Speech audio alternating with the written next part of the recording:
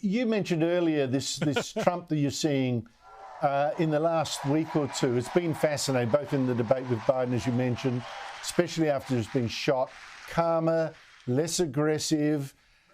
You met him a bit as ambassador. Is this a change, a genuine change, do you think? Or is it a tactical thing? Or did he always have that softer side?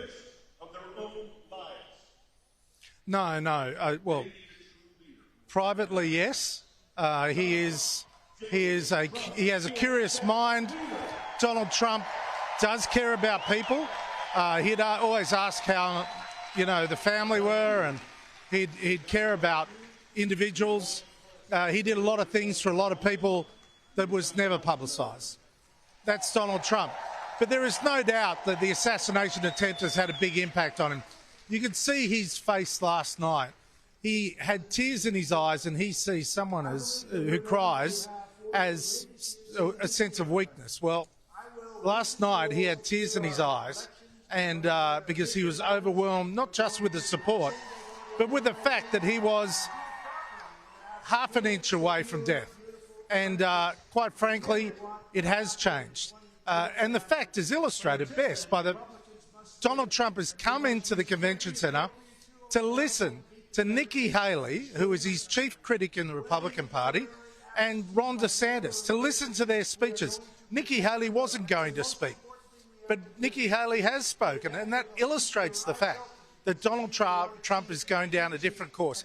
If he is conciliatory on Thursday night, if Donald Trump is measured during the rest of the campaign, he will win by 7 to 8 points and deliver 40 seats in the Congress.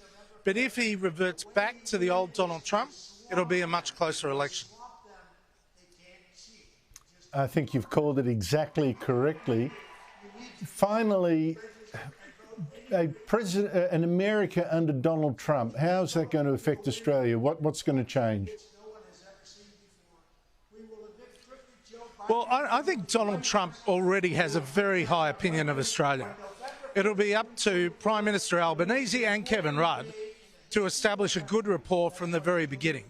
And that will depend on the relationship that has been built, relationships that have been built with a number of the people that are around Donald Trump.